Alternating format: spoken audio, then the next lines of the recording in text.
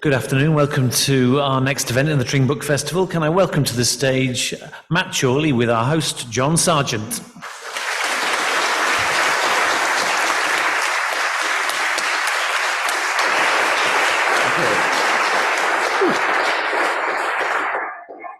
Right, thank you for coming. Some of you I have seen before, so you know who I am. Those who don't, I'm John Sargent, and I used to be the Chief Political Correspondent of the BBC before going to ITN as the political editor. And since then, I've done all sorts of things. Some of them I don't need to remind you of. Sometimes some of them I'm a bit embarrassed about. So, so I think what we'll do is carry on. Now, you're very lucky to have Matt Chorley here because it's his first book, right? And he's a lobby correspondent. I was, at the time that I was chairman of the lobby, so incredibly important and powerful, he was either just arriving or about to arrive. So we overlap. But the fun is, we've just been chatting now about it, is that many of the things that I knew as a political correspondent in the House of Commons are much the same. It's a shared experience. So we meet as compatriots. It's amazing. It's kind of, we know what we both know. And what's the essence of this book is very much what people in the lobby will talk about and like. Now, this is not a party political thing. You think a political book, so Matt's about to tell us the next 10 years or why vote Labour or something. And he's not going to say anything like that. They may say, oh, you never thought of it. Some people have. It's much more to do with the things which have amused us a lot. And so that's why I'm terribly pleased to invite Matt to answer. And the first obvious question is, why write the book? That is a good question. Well, thank you for having me.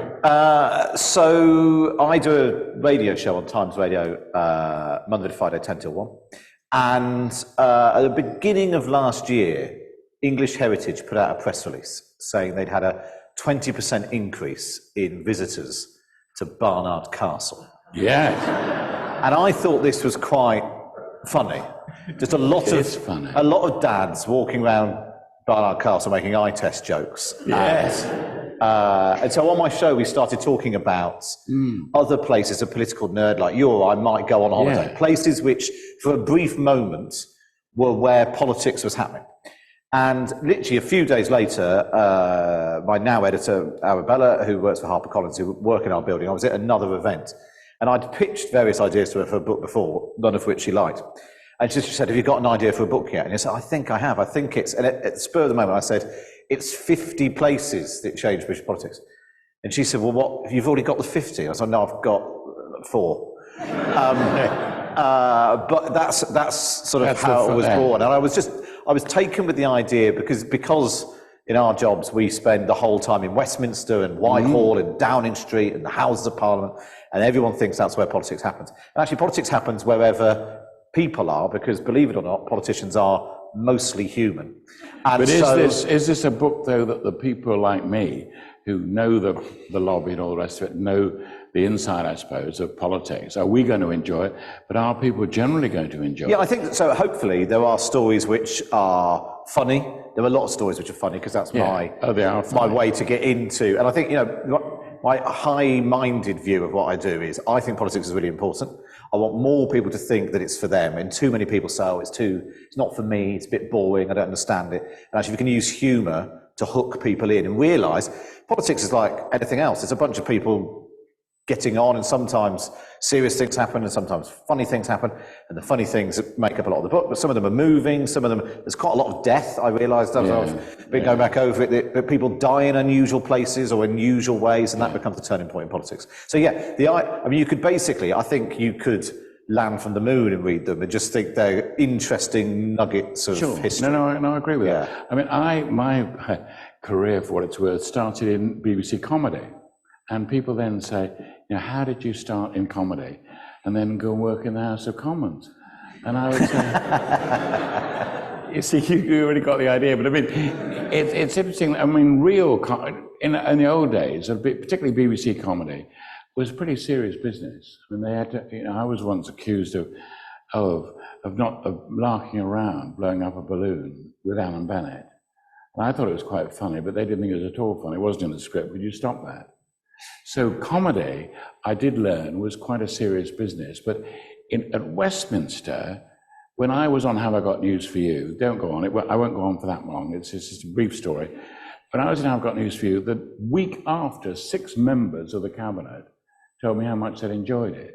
So the idea that comedy and Westminster is just something for outsiders, if you're even vaguely or half an insider as we've been, comedy is extremely important, isn't it? I think it's a good sort of pressure release that actually in very intensive, high-pressured jobs, which particularly people at the top of politics are, as we all know, in a tense situation, and quite often, in grief sometimes, that actually being able to laugh is that thing which sort of releases it. So there is a lot of gallows humour and dark humour in politics. Maybe, as we've seen at the COVID inquiry this week, a degree of seriousness occasionally would have been useful. But I think it definitely, and it plays a part, and because politics at its best is a human endeavour. It's people. It's a people business. It's people speaking to people about their ideas and trying to win support. And humour is a big part of that. That's how people get to know each other, get through tricky situations, or let off a bit of steam at the end of a tough day. But also, a lot of it is talky, isn't it? And you see, it's not all right. People make speeches, but a lot of the time in the House of Commons, deliberately, people are expected to speak extempore. I mean, they are expected to be able to stand up and speak and not say, "Oh, I'm sorry, but I can't." They're not meant to do that. Everyone moans a bit if they do that in the House of Commons. So that sort of idea of spontaneity and talking, well, they've got to involve jokes, haven't they? Well, and it's performance as well. So actually, not in any way comparing my career to John's, but I started out doing sketch comedy before I went to the lobby as well. And then read John's book and I remember thinking, oh, I could be like John Sargent. And now here we are. Please, I'll have to leave if you're going to go on like this. But it's interesting that the sort of overlap, and I've done Have I Got News For You twice, but the overlap between politics and comedy, and I think because it's performance and that, being able to give a good speech, being able to speak properly in public. And, there were lots of criticisms you can lay at our many recent prime ministers. But the fact that Liz Truss couldn't really speak properly in public I agree. makes a difference. The fact she couldn't deliver a joke properly, Theresa May's awkwardness, Ed Miliband's physical awkwardness, that does matter because you are trying to connect with it is extraordinary, with the public. And I think the other thing is that when I worked with a producer, a very senior producer at Westminster, and the next time we were working on a comedy program, and I said, look, what are we doing now in comedy?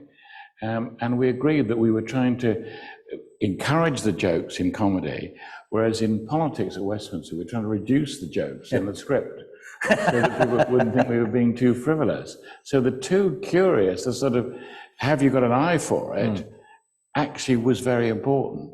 Yeah, and actually part of the reason the way the book came about is because I'm on the radio, and the only reason I'm on the radio is basically thanks to Theresa May at the height of the Brexit shenanigans, as we all wistfully remember them.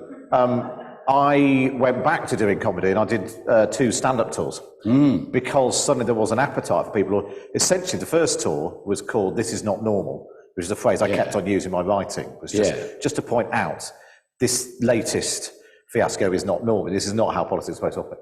And that became a stand-up tour because people wanted to come and understand what was going on. And actually, the humour of pointing out, you're completely right, this guy is an idiot, or behind the scenes, this was happening, but that helps to explain. We must get too close into sort of what makes a good joke, but there's always an element of truth, isn't it? And once the surprise comes in the joke, that's what's really going on. And it's a bit of that. Now, let's choose, the other thing that struck me at Westminster, and it comes out of the book too, is how at Westminster, you've got 650 odd MPs, how many of them know much about politics?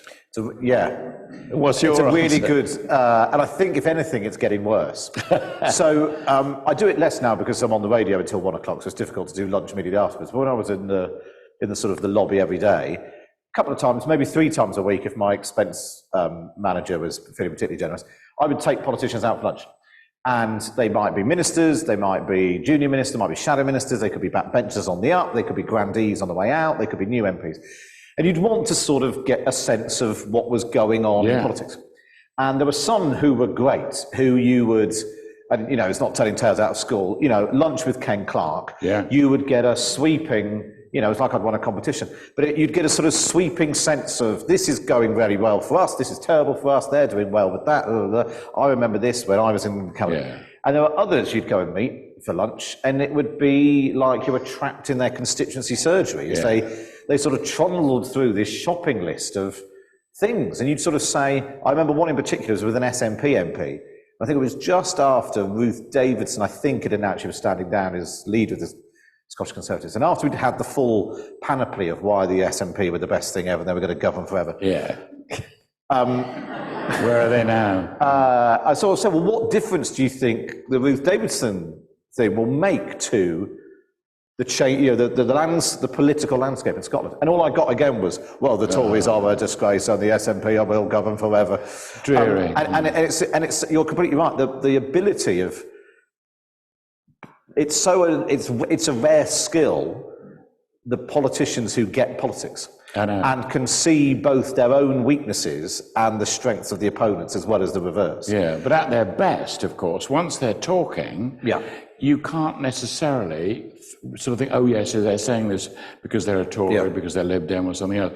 No, the good ones are they're so cool, and in the best sense, that they're I don't mean they're detached or they don't care or they're cynical. No, I don't mean that. But they know that if you know the Westminster knowledge, it helps you because you can then advance your cause. It doesn't mean to say you don't have a cause, but it means that you have a much, much better idea of the real problems and how it might turn out and how the story might develop. Particularly, when I was commentating on the BBC, one of my simple tests was, and I would come away from Downing Street thinking, well, was that okay? And it was unscripted, might be 2 minutes of me talking. And you just think, I wonder what that will seem like to me in a week's time. And that stopped me saying, this is the most incredible thing that's ever happened. And then the next day, this is the most incredible thing that's ever happened. So you would just sort of a sense in which you'd get the rhythm right of politics. And if you could do that, and if people could catch that's how you were performing, it had an enormous effect because people knew if you said it was incredible, it was incredible. And actually, you weren't pumping it up because you pump it up every day. The news editors, the people running the programs, would love you to say, this is the worst crisis. You know, you can't have all that. No, you're trying to get to, and so are the politicians. The leading politicians want to know very quickly, is it big, very big, impossible to handle, you know?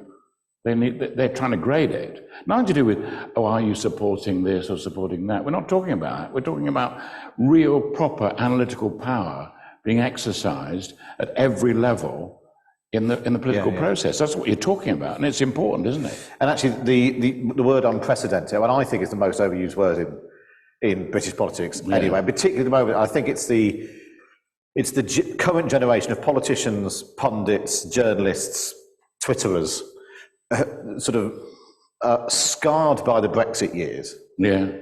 Labelling the latest thing always has to be the most dramatic thing because we've become addicted to everything with the most dramatic thing ever. And actually, if you look back to that entire Theresa May period of her being Prime Minister, nothing happened. Like, to quote her, nothing has changed. From the moment she became Prime Minister, we voted to leave the EU and we hadn't left the EU. And then when she stopped being Prime Minister, we hadn't left the EU, you know, but every day felt so exciting. What's Kit Malthouse going to do now? And as a result, now we're sort of addicted to this culture of unprecedented. And having written the book, the thing that I realised in a way that I hadn't fully appreciated by going further and further back, because I thought it would be like the last 10, 15 years. And actually it goes back 250 years, the full span of the book. And everything has happened before.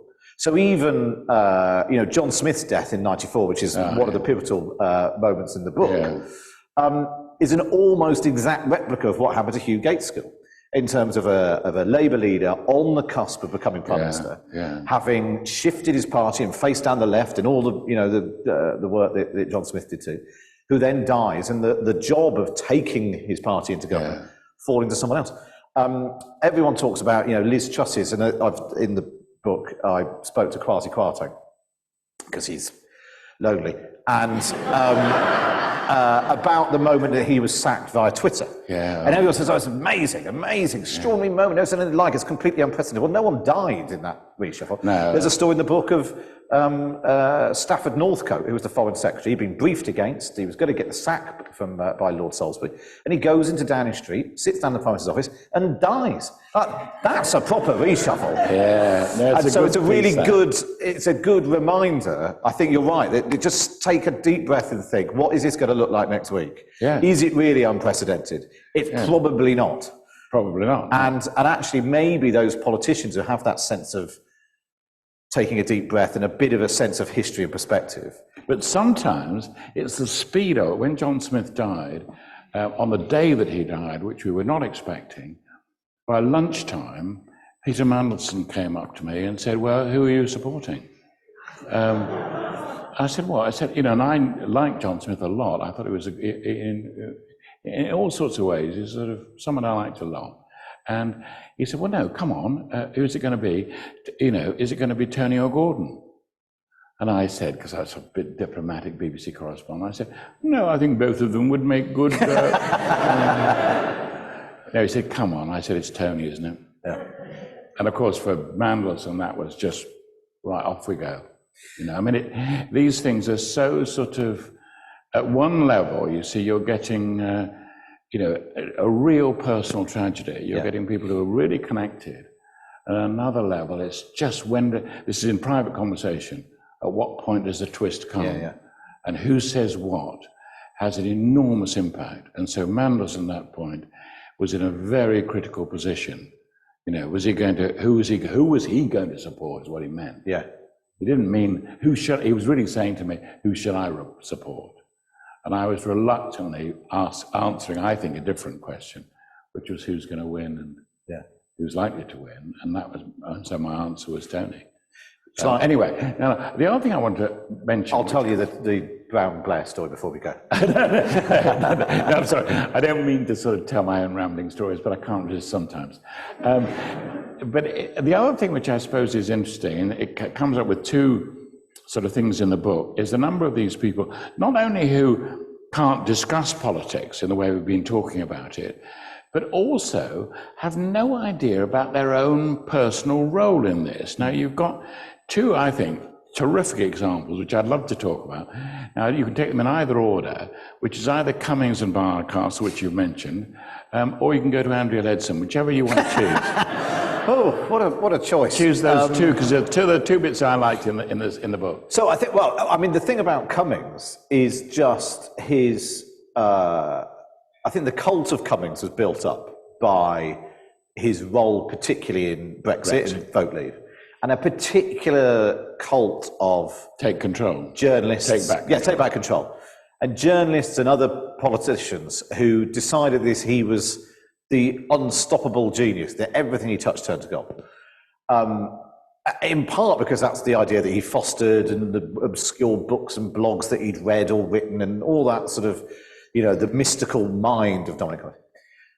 But you're right, he's terrible at politics and actual politics. Like his solution to every problem in government was, if only we could get rid of all these Tory MPs, because they seem to be, someone would say we can't get that through the party. And he said, well, if we got rid of them, that would be easy. Or get rid of the officials.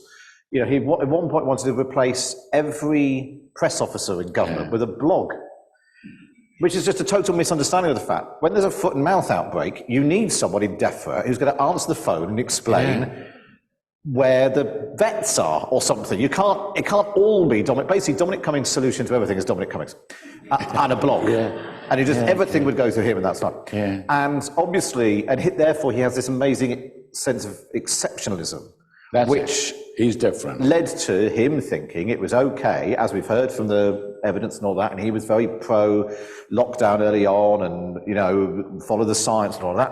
But obviously that didn't apply to him, because he's Dominic Cummings.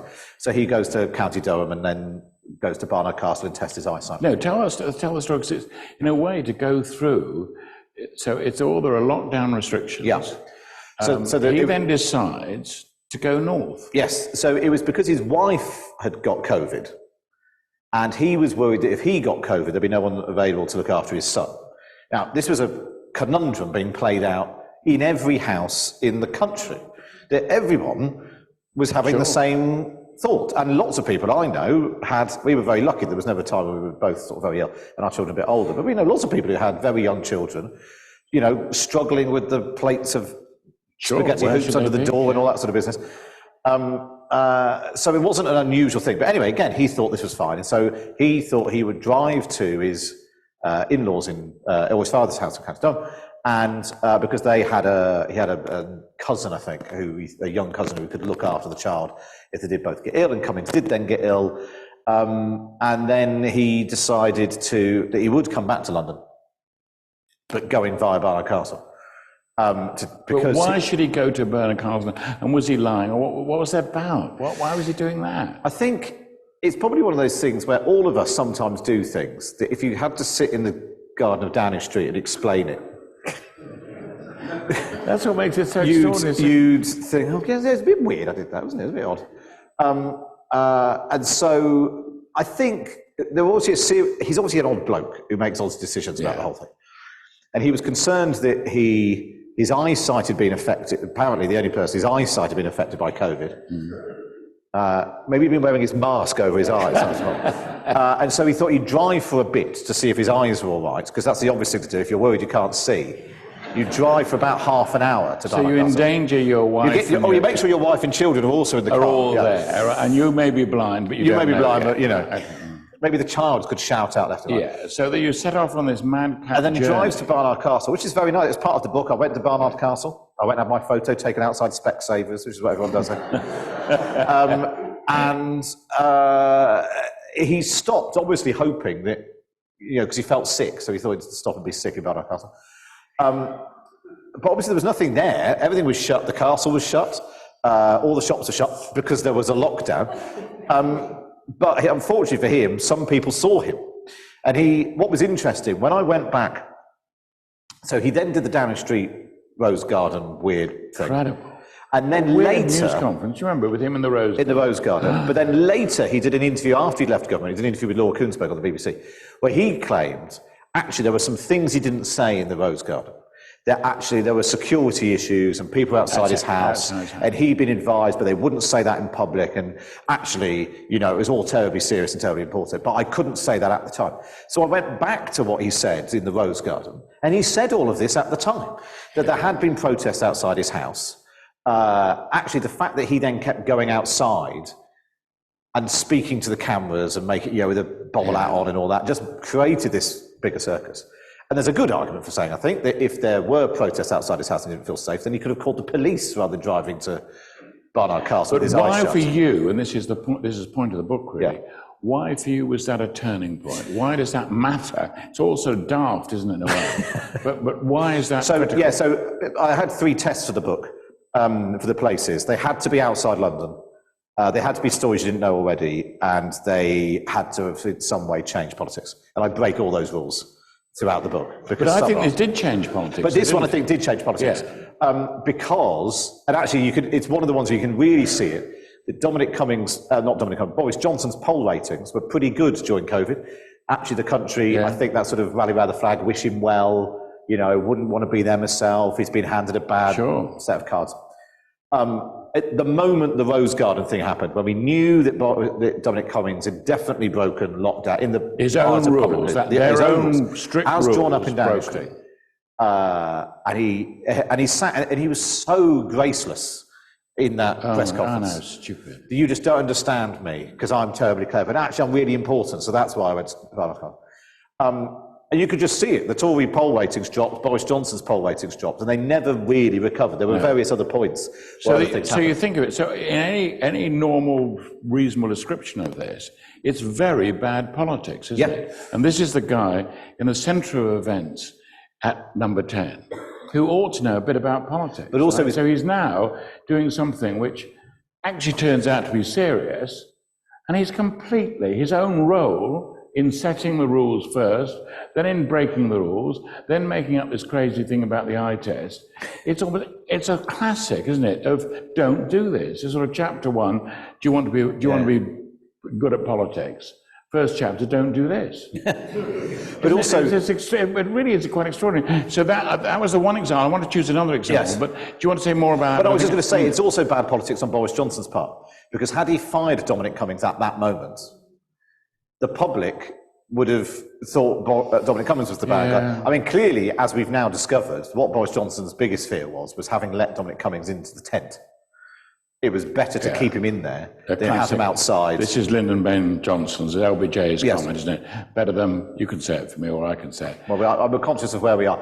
Better to have them inside the tent, projecting outwards, than outside the tent, projecting it. Yeah, thank you. What about that? That's class act, isn't it? I would have messed that up. Okay, so we're going on. So that's one example. Yes. That's in the book, and it's a good example. So it all seems trivial. It all seems silly, but a lot of it is to do. What I find interesting about it is these are the politics that I like. It's to do with the politics of taste, of possession, of words, of reaction, of human beings, and so on. This is not high policy, but it's incredibly important.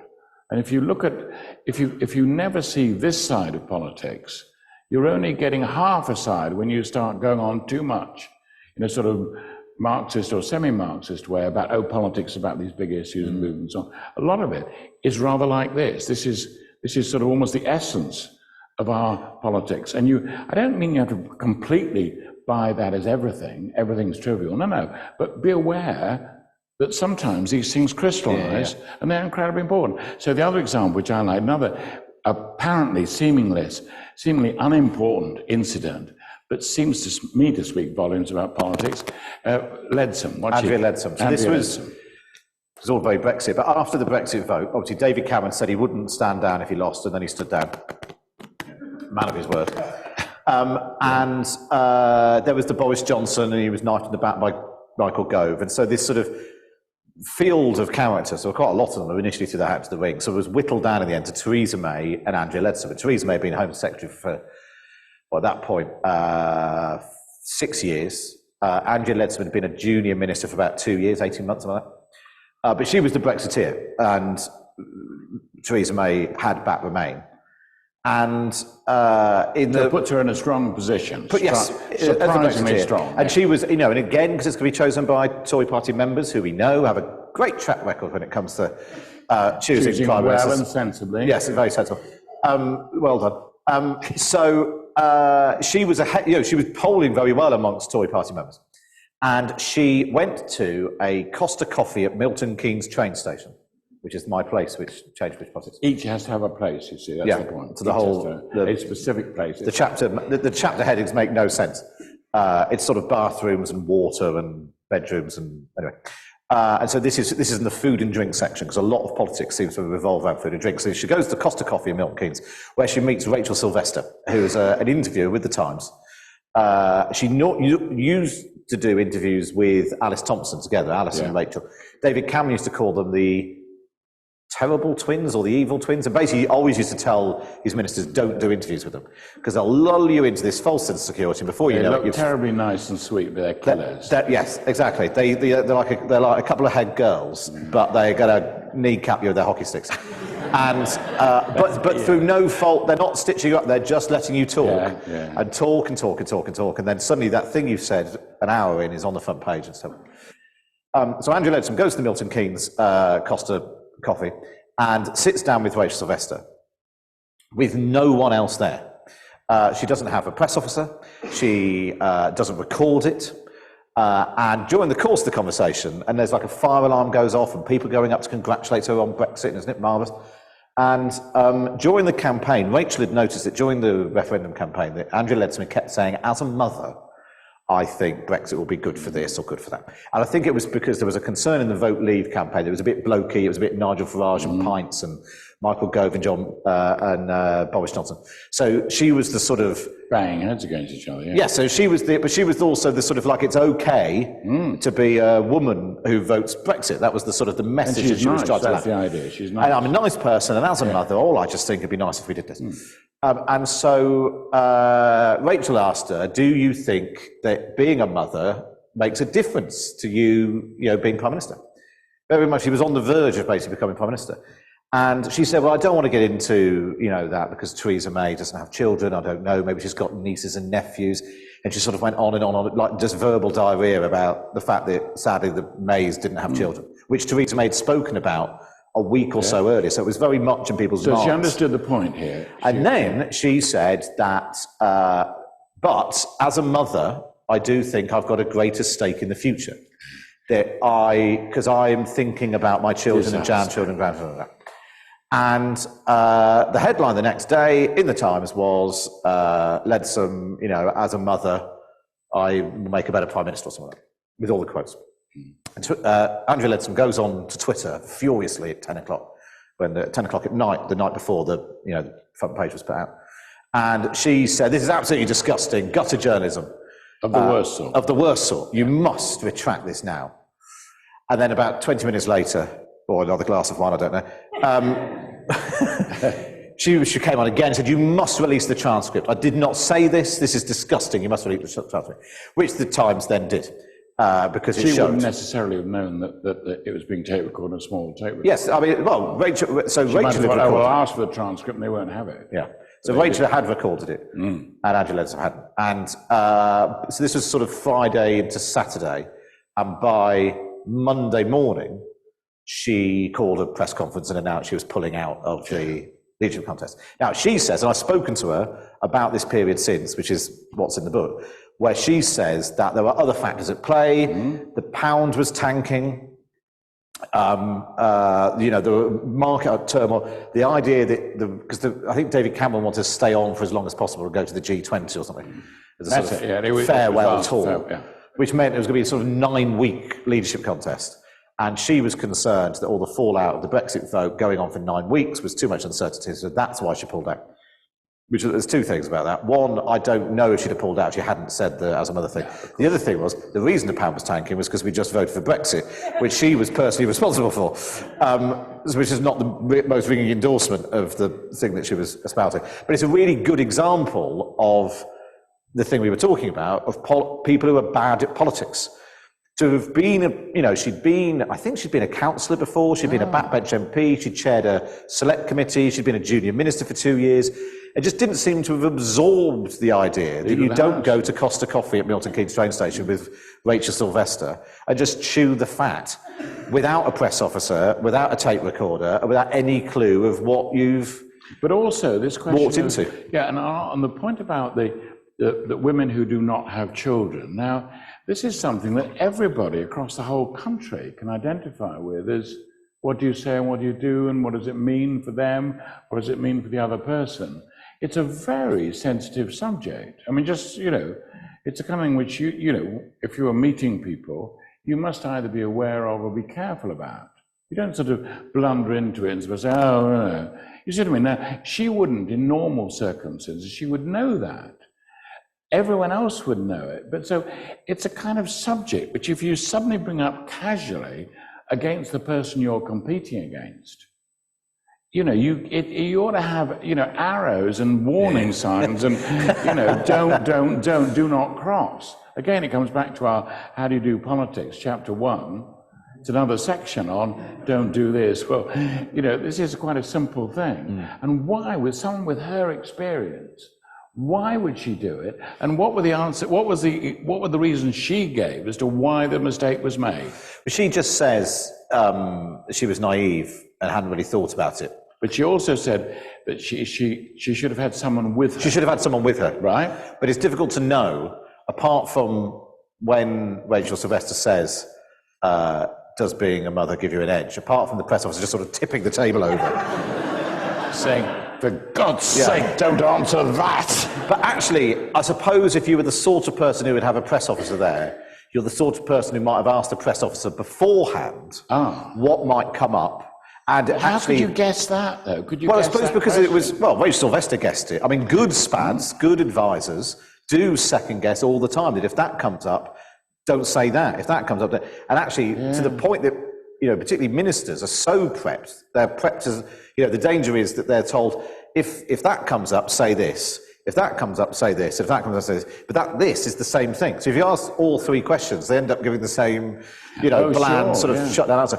But but it goes to the heart of the problem with someone being catapulted from relative obscurity to the verge of number 10 without even the wit to think I need someone more experienced. Like, she was so naive, she didn't even have the idea of getting an experienced person to sit there and say, look, if this comes up, but you're right, actually, a smart politician in that situation. I suspect that Andrea would be able to say it about one of her colleagues, so she could do it, as it were, in the third person, but not when it's an I question. Well, what should I do? Yeah. So she comes out with it. But that's the most brilliant people in politics always have that quality of detachment. Mm. So the I questions, the I remarks, I wouldn't do this, I wouldn't do that, are always very carefully worked out on the assumption that they might then quickly turn into, well, what about they do? What do they do? This is where they get to the Barnard Castle point again. What will they think of it? Not what I was doing with the eyeglass test and I was trying to do this. No. But how does it fit into the context of real life? And that's the great puzzle. The most brilliant politicians, and the ones that, of course, you admire from a distance, they can tell you instantly what the public might think, what so-and-so might think, what the opposition might think, what their colleagues might think. But they know the map. They know what they're actually walking across. And this is where it's extraordinary how often it's just experience, right? You just simply need people who have been through this before, and maybe when I first went in politics, most of the people had served in war. They knew a great deal about what ordinary soldiers thought about. They were often officers whose job it was to make sure the men were fed properly and were properly facilities for them and all that kind of thing. And they would know very much and feel very strongly. Willie White, Lord Carrington, all those people, Ted Heath himself, they had military experience. So it gave them that bit of extra edge. It's not, it doesn't necessarily make them clever or something, but it means they can think through a few of these things.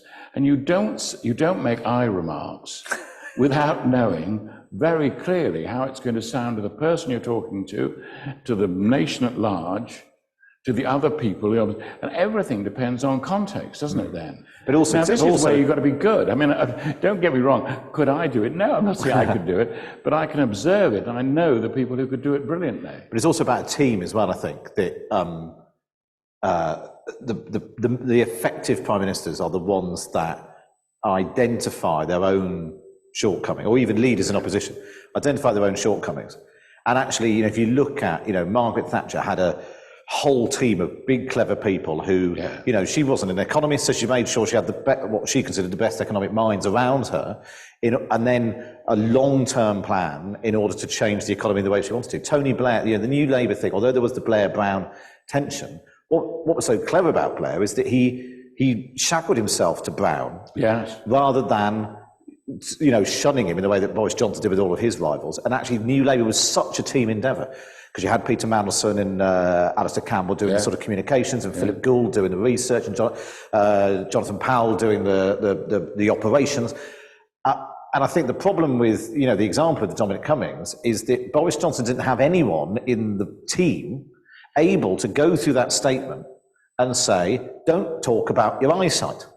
So actually, it's the arrogance of the whole operation which became, Boris Johnson's problem was he didn't really have an effective team who had each other's backs, as we've seen this week. I mean, the other sort of curious thing, of course, was that when Tony Blair first came across Gordon Brown, they shared the same office. That was on the clear assumption that Gordon was the senior one, and that he was the one that would progress, and that Blair was the ingenue who would come in and not know very much about it. And of course, that was the sort of the tragedy. That's where the play of character is so poignant, because of course Blair was the one who then took the crown. And this is a good opportunity for me to tell the story. Can I tell the story? Oh, so do. It's my fun. It's one of my favourite stories in the book. It's one of my favourite stories in the book. So this is in the fallout of the days after the death of John Smith. And actually, when I told people about the book originally, lots of people said, "Oh, you'll do Granita. I assume you must be doing Granita." And Granita was a restaurant in North London where Tony Blair and Gordon Brown went for dinner the night before Gordon Brown pulled out of the Labour leadership race. And it became sort of Westminster folklore that the deal was done at Granita. And it was a very trendy Mediterranean North London restaurant, which Tony Blair loved and Gordon Brown hated. It just sort of summed up. Gordon Brown didn't eat anything. He sort of turned his nose up at some polenta and then left immediately and phoned Ed Balls and said, get me steak and chips now. But that isn't where the deal was done. It was just sort of basically Tony Blair's rubbing Gordon Brown's nose in the polenta, and the deal was done by that point. The deal had been done in the days before, where they were in Scotland because John Smith had died, and there were lots of sort of funeral and ceremonies and obituaries and things. And they kept meeting to discuss who was going to go through to the... there was an agreement they wouldn't run against each other, and essentially whoever did run would win because there was no one who would beat them. And they kept meeting in the homes of friends of Tony Blair, which is a good sign of where this was going. Tony said, should we have another chat? But I've got a friend who's got... And this one night, they went to a housebound guy called Nick Ryland, who was a property developer who got a house in Edinburgh. And he goes out, he leaves them with a bottle of whiskey and a takeaway menu and says, you two sort it out and I'll come back when you're done. So they start sort of talking it over. And there was this sense that Gordon was going to step aside, but he wanted to know what his role was going to be in terms of policy. And Gordon Brown goes to the toilet and Tony Blair sits in the front room and waits. And he waits, and he waits, and he waits. And after about 15 or 20 minutes, the phone rings, the landline phone rings. And he thinks, well, it's not my house, so I won't answer it. So the answering machine kicks in and says, hi, it's Nick, leave a message after the tone, beep. And then booming out of the answering machine, this voice says, Tony, it's Gordon. I'm locked in the toilet. And I can't get out. And it turned out that Nick Ryland had put new doors, because he was doing the house up, he put new doors in, and there wasn't a doorknob on the inside. And Gordon Brown had spent 15 minutes phoning everyone he could think of to try and get the luck. So Gordon Brown, if he didn't have a mobile, he'd still be there now. But Gordon Brown had a mobile, but Tony Blair didn't until actually after he left Downing Street. And what was interesting is that everyone I spoke to about this said that Granita was not the big deal. Tony Blair doesn't even mention Granita in his memoirs. But both, they don't agree on much, but both Tony Blair and Gordon Brown tell this story in their memoirs about Gordon being locked in the toilet and him having to phone. And in Tony Blair's telling of it, he goes upstairs to the door and shouts through the door, I'll only let you out if you pull out of the leadership race. And so the decision about who would become Labour leader and who would become Prime Minister was made through a locked toilet door in Edinburgh. Yeah, that's good. That's an excellent story. It's in the book. I can't resist telling a story, which I'm afraid it's in bad taste, but that was in fairly bad taste. Now, there's a famous story about Winston Churchill in the war, and the phone rings, and a man says, oh, it's the Lord Privy Seal. Where is the Prime Minister? They said, well, he's in the loo, And they said, well, I really have got to get through to him. And so the official goes to the loo and shouts in, it's the Lord Privy Seal, must speak to you, Prime Minister. And Churchill then says, tell the Lord Privy Seal that I'm sealed in the privy and I can only deal with one piece of shit at a time. Famous story. I'm sorry, you're grown up, you can take it. Right, well now look, toilet stories you've known. I should have done 50 toilets, shouldn't I? 50 political toilets. All right, now look, we've got a bit of time for questions. Are we going to go to questions? Do you fancy that? There's a microphone, and you need to wait for the microphone. So, so they can be serious, they can be, but not too serious. They can be. It's not questions. They can be frivolous, but not too frivolous. Yeah. You've mentioned the overuse of the word unprecedented. Where are you on egregious? Egregious. Egregious, yeah. Have we reached unprecedented levels of egregiousness? Oh, that's good. Yeah. I think we've probably still got some legs, yeah, egregious. Yeah. Nobody says it in real life, though. No, that's true. That is a very journalist's word. It's like sort of people. There are all sorts of journalist phrases, aren't there? Slammed. A bid for leadership. Nobody says a bid for leadership. They say he's going for leadership. And so you have words which are journalese words. They're often to fit headlines. Egregious doesn't fit a headline, so I don't know how that works. But often they're small, short. Strange phrases. There's a guy, use. Rob Hutton, he is a sketch writer now, but he's been in the lobby for a long time, wrote a book called Romps, Tots and Boffins. And it was just basically a guide to the bizarre language that journalists use. Nobody says romp or boffin in normal conversation, but we know exactly what it means. Gaff is another. Gaff's another one. Yeah, and the famous definition of gaff, do you know what that is? Go on. Gaff is when a politician says the truth. That's it. That's it. You don't need anyway. That's good. It's sort of where they blurt out something which is completely true. Yeah. And people gaff.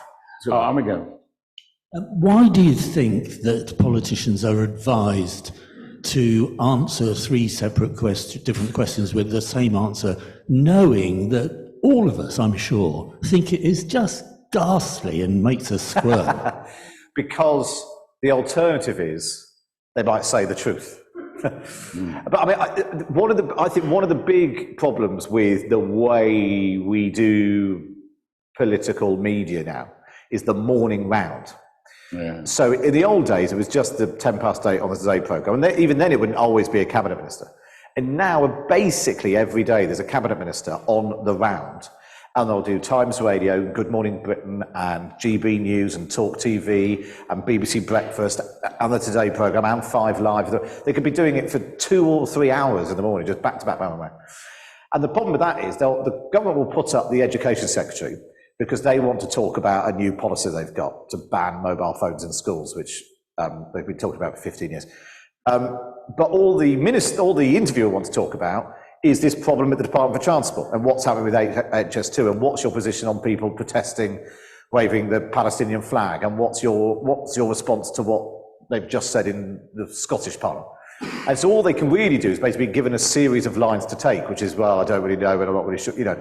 So the whole thing is ridiculous. That politicians are being asked questions. We don't really expect the Education Secretary to have a fully formed position on the police's or even to approach. Swear when she's asked. So I don't think that helps. I think there's a problem on both sides. I also just think good politicians, the thing we were going back to, are just more artful at not saying anything. So I think Grant Shapps, I've known Grant Shapps since almost at the beginning when I first started working in Westminster in 2005, 2006. He was a shadow housing minister. And he'd come and do these terrible briefings. He'd done an FOI request about bins or something, and he'd only get half of the results back. And then he'd say, if replicated across Britain, there'll be 800 million bins in Britain soon or something. It's now obviously the Rishi Sunak's policy. But he was sort of tried and tested by a room full of regional journalists, and all that was sort of, you know, he's got better and better and better. And I remember when people during the COVID pandemic, he would do the press conferences. I remember people saying, he's rather good. He's sort of engaging and he's empathetic and he's communicating. And that's because he's been doing it for a long, you know, for a really long time. That's why he's still there now. And actually, he's also very good at either engaging with an issue he wants to on that morning round, or just not, and elegantly sidestepping it. I think the problem is it's your current Andrea Leadsom equivalents. There are quite a lot of people in the cabinet, really untested, actually untested on policy, because we've spent 5 years talking about Brexit. So you've got a whole sort of generation. They're perfectly nice and they know their briefs, but you sort of Gillian Keegans, Lucy Frasers, Simon Clarke's not in the cabinet anymore, but people who are just, their only encounter with the media is having this bombardment in the mornings. And it's just a sort of stupid exercise for everyone. We've tried a few times a sort of occasional series on my show of talking to the cabinet minister about their own brief, but it's really novel and it hasn't really taken off. But it's far more enlightening to actually ask the Transport Secretary about transport rather than about education or whatever. So I think it's partly our fault and partly they're not as artful. I think there's another small point, can I just mention this small point, is that a lot of the books about politics are referred to American politics, where they have political advertising. So when there's sort of a lot of it is keep to this theme, repeat this point. Now, British politicians can't do that. Whereas with Americans, they might flood it with, okay, go on about how divided the Labour Party are over Gaza or whatever it is, and just keep paying the ads. So they're doing that. And then people are doing surveys on that. Then they're writing books about how you do this and how you change the conversation. But we're left often in the uncomfortable position of the politicians either advised or themselves reading these books and thinking, oh yes, I must get this theme over. And often these idiotic slogans are then repeated in an interview over and over again. They think, oh, I got that in 5 times, you idiot. You know, I mean, it's which is driving you mad when you're listening. It's sort of crazy misunderstanding of what they're doing, whether they think they're being clever. And of course, as you say, the result is the public just get so fed up with it. But I think there's a classic misunderstanding of, you know, what they think they're doing, what they should be doing. And of course, it comes back to, could you know a little bit more about politics, please? And the thing, trying to shape the conversation, which Number 10 do a lot, is they sort of brief the Sunday papers, this is crime week. And they want to make, every time they do it, genuinely, a Tory MP is arrested. It's without fail. Oh, I know. It seems to encourage the police to arrest them. But it's all sort of like, don't show, don't tell. That's sort of, you know, just get on with doing your... Because the trouble is, it means they've then got 5 days of pointless crime announcements while everyone's trying to talk about something else. But don't tell us it's too much of putting the process into the public domain.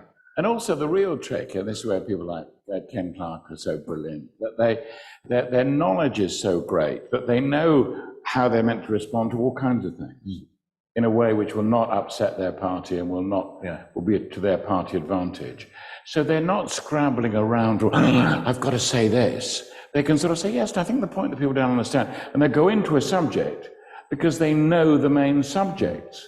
But that requires, again, it requires a lot of experience and skill confidence, to be able to say, I think the point here is not so much on that, but the broader picture which includes that. And so then out comes an argument. But that's skill, that's art, that's the art of politics. Just think about, basically, Ken Clarke also just realised that most of the time, if you just say what you actually think, the world won't stop turning. Yeah. The paranoia of politicians, if you just say what you actually think, that might be all right. Because after he was caught on it wasn't live, but he was filmed by Sky News, off mic. They put it out anyway. During that leadership contest, I mean, he said that Theresa May was a bloody difficult woman to deal with when he was Justice Secretary and she was Home Secretary. And someone in his office said, Ken, we've got to complain to Sky News because they've released this and there's an off-mic conversation. It's outrageous, you know, we're going to complain. He said, why is what I think? And that's just a completely different attitude to most politicians. There was a lovely story from the Labour cabinet, the sort of early cabinets of 1964, the 60s, and Michael Foot was a member of the cabinet. They were all discussing what they should do, how they should react to some particular thing that had come up. What line should we take?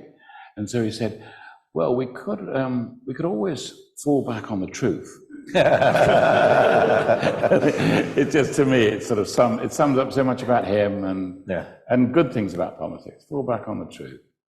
On we go, then we'll come to it. Well, we could go on for ages. Anyway, we're still okay. When word got out that you were writing a book and you started speaking to people, was there anyone that tried everything to stay out of it and anyone that tried to get into it? That's a good question. So, I mean, obviously, for several of them, everyone involved is now dead, which makes interviewing them slightly difficult. The story where whoever I approached, a lot of them, they were sort of in cut, so I was there, or I could sort of report around it, or go there, whatever. But when I wanted to speak to people, so like I spoke to Kwasi Kwarteng about being sacked, or Angela Leadsom, and so on, the Labour Party of 2015, I approached everyone I could to talk to them about the Edstone. And even now, no one will speak on the record.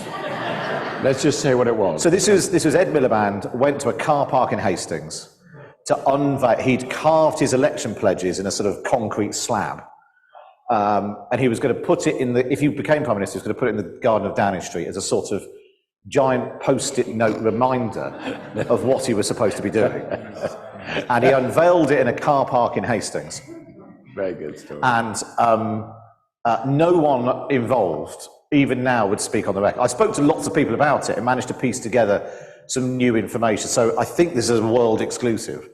That Ed Miliband was in the car driving to Hastings, and he didn't know what he was, because when you're in an election campaign, it's just like, we're going here and here and here and here, and you're literally just looking at the next thing you're doing. And they sent through the picture of the Edstone, and he turned to his press officer, Bob Roberts, and said, Bob, it looks like a gravestone.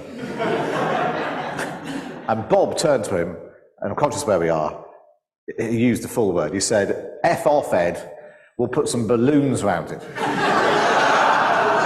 Isn't that lovely? It's a lovely story. We don't want to give you all that's in the book. I don't want to get out of the time. I want to give it. There were loads. There were 50. But yeah, so that's the one you to buy the book. Story that they wouldn't even now talk about on the record. Okay, another question. Yeah. We're doing well with the questions. Thank you. Keeping us going. If one of you could help the humble readers of your papers, who often have difficulty in decoding what is there, because quite apart from the politicians themselves, then we have far more special advisors, far bigger communication department, and we have all these anonymous sources. We have friends of and leaks and so forth. How do we know which of these are to be relied on and which aren't? Well, I'll try and take you through some of them. So a source, so like a Home Office source, is normally the SPAD. I mean, there'll always be cases of special advisor, so the political aid to the cabinet minister. So that'll be a Home Office source. Friends of, say, that's almost always the person themselves. Yes. So friends of Matt Hancock, that's always Matt Hancock. He hasn't got any friends. He hasn't got any friends, yeah. That's what's so surprising, because he doesn't have any friends. Yeah. Matt Hancock has told friends means he's told me. Yeah. That's a way of sort of skirting, or is telling people. That means that he's told me, and I'm hoping he's also told some other people to give me some distance. And then there's, who's a senior source and who isn't.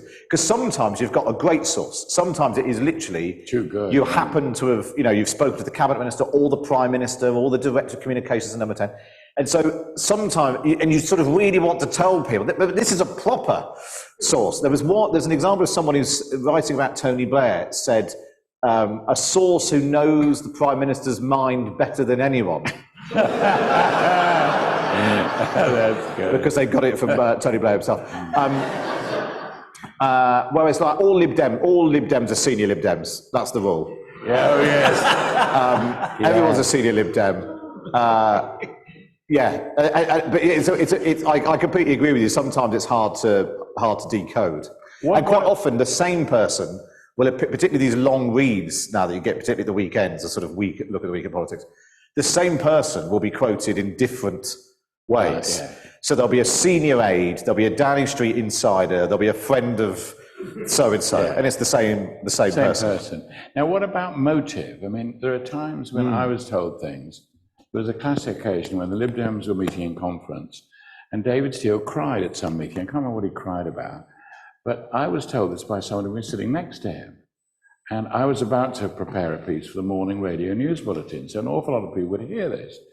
And so I thought, and he went on explaining this, and I thought, does he know, why is he telling me this? And at the end of the conversation, I just felt it was like sort of a confessional. He said, I feel better having told you. It's an extraordinary kind of interaction between, so sometimes you just don't, you really cannot work out. Sometimes it's a who cui bono, who benefits by the leak or by the result. Sometimes you just have no idea. But I think you're right that sometimes journalists don't ask that question of themselves enough. And actually the rush to tweet things. I mean, the worst example of this, I think, was during the last election campaign when a story was tweeted by the political editors of the BBC and ITV and Sky almost simultaneously, I think, saying that a Conservative advisor, Matt Hancock, it's always Matt Hancock, Matt Hancock's special advisor had been punched in the head outside a hospital, and he just hasn't. There was some Chinese whispers, which had gone around sort of internally in the Tory party. It reached the campaign bus that all the journalists were on, and in the rush to tweet it all, they just tweet it. And so I think stopping and asking, why is this person telling me this? And you can also tell when you read those sources, quite a lot of those long reads, they're just there just for padding. They're sort of stating the bleeding obvious. But the best stories, though, are leaked by the government, aren't they? Yes. That's the thing to bear in mind. The leak, if it's a good one, a really good one, the chance of that being a government prime minister, cabinet minister leak, that's much more likely to fall into that category rather than, by God, you've got a whistleblower of such importance and such skill and such contact that they can genuinely leak something from sort of internal sources. That's actually very unusual, isn't it? Yeah, so if you've got the Home Office's special advisor telling you, the Justice Secretaries for the chop in the reshuffle, you have to ask yourself, well, why are they doing that? It's probably because they want them out of the way because they're blocking a thing.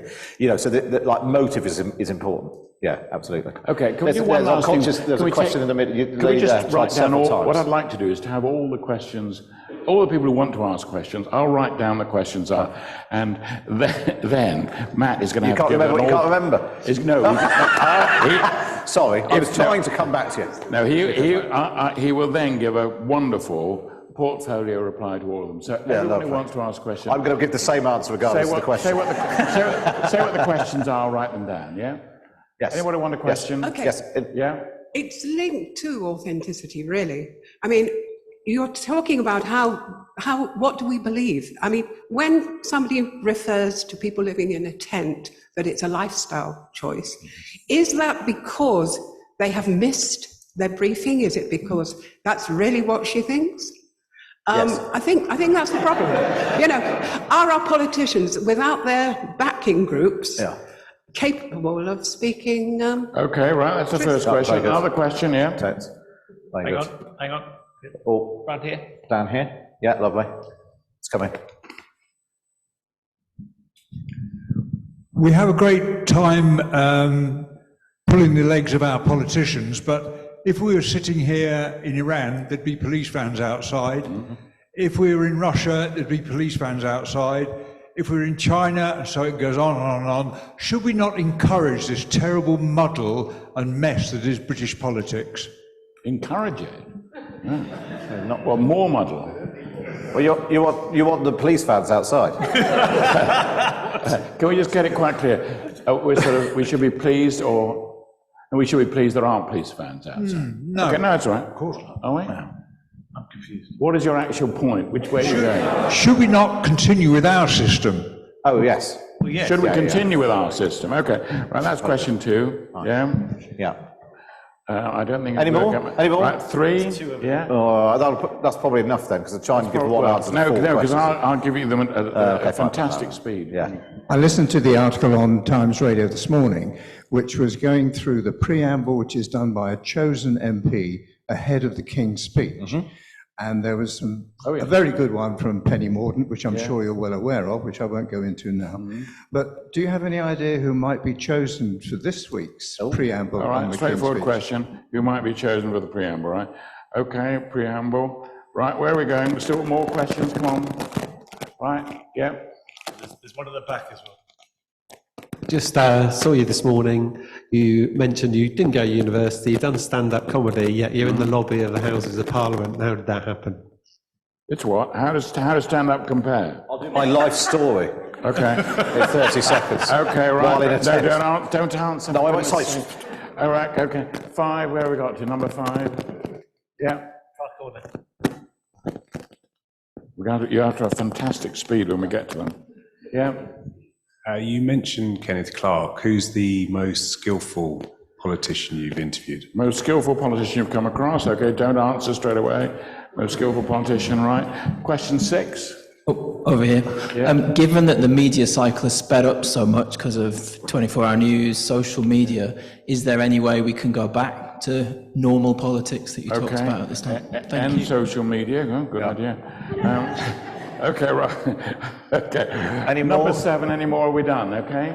Right, we've done. Like an auction. What?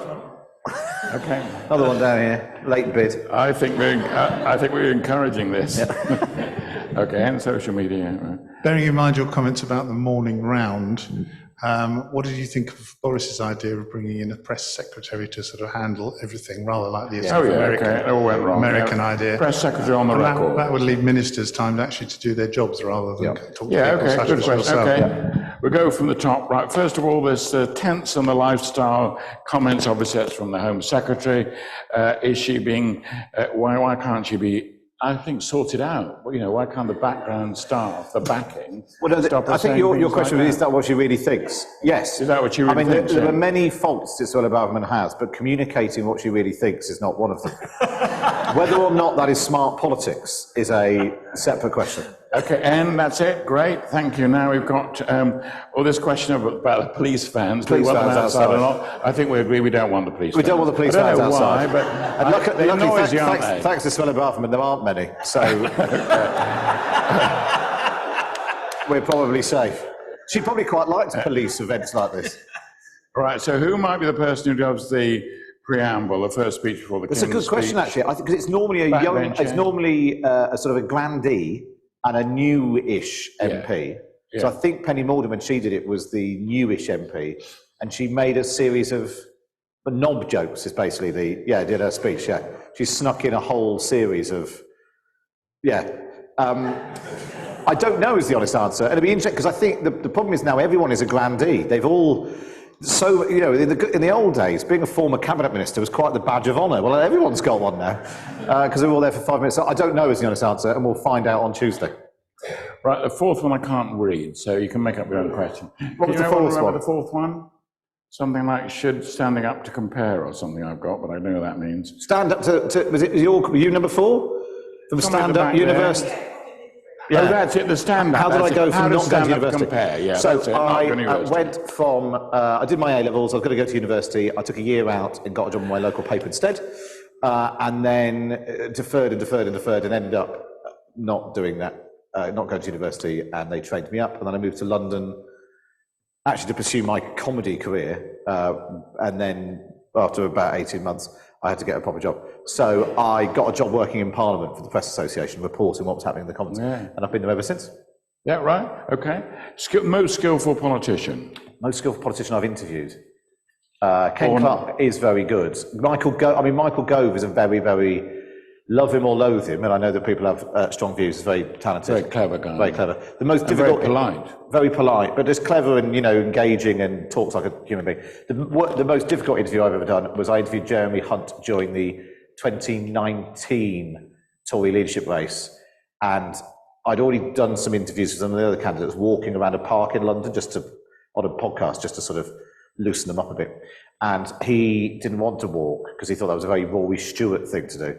So I ran around central London for 3.5 miles on his morning run, wearing a rucksack and carrying a microphone, while interviewing Jeremy Hunt about Donald Trump, and just me sort of huffing and puffing and saying, what are you going to do about social care? But there was so much huffing and puffing, it basically sounds like a sex tape.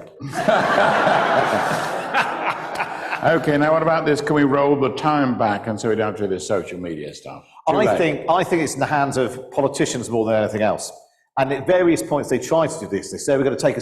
Theresa May was actually quite effective with this. When she first became Prime Minister, she didn't do very much publicly for quite a while. She just said we're not there to feed the beast. And the trouble is if you start feeding the beast, every so often the beast bites you. And so actually if you take a step back, so it is possible to do it, to just not have this sort of verbal diarrhea of constantly reacting to events, because it just gives everything legs. But it also requires discipline on the part of MPs in general. That if the government does something or doesn't do something, you also need to have the control of your MPs to not be tweeting and and all that, because then that doesn't give us. I mean, it'd be really annoying from our point of view if politicians stopped saying and doing stupid things all the time. But it would be better for them, and it would just dial it down.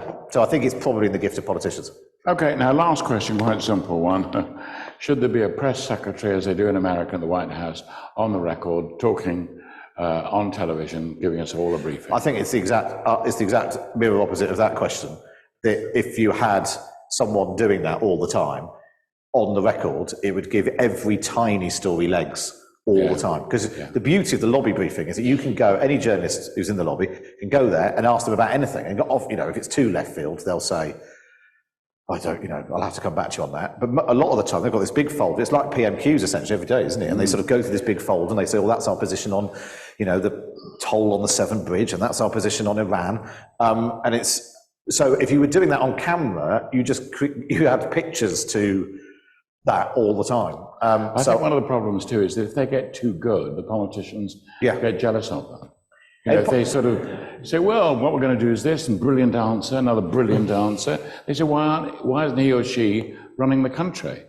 I mean, they do this in France, and in America what happens, after about 2 years, if you notice, or less, they get pushed off. So the moment they establish themselves as these are the people speaking from the White House for the president, before long, woof, they've gone. But also it's different in America because it's the president who's elected, and that person is the voice of the president. Yeah. Whereas we've got elected cabinet ministers who are there to do a job. I'd rather that they were actually doing their job as a cabinet minister rather than coming out and meeting people. The trouble is it gives them too much exposure, and exposure is what politicians fight over. You know, they fight over, but I want to announce it. You know, I mean, it's extraordinary.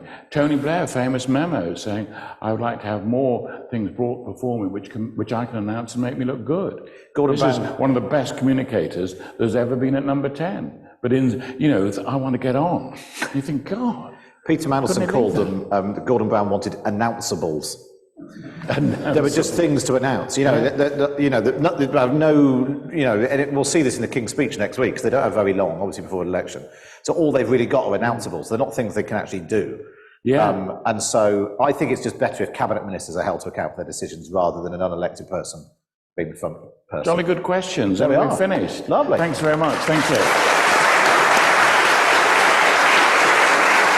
And I'll be signing. We will. I'll mention that. Okay, Matt will be signing his books. I'm sorry for intervening, but I couldn't resist it. But it's so nice to have him, and I do recommend the book. If anyone wants to book and sign it, that's great. Thank you very much. Thank you very much. Thank you. And just a quick thank you to John Sargent, who now leaves us after a weekend of great stuff.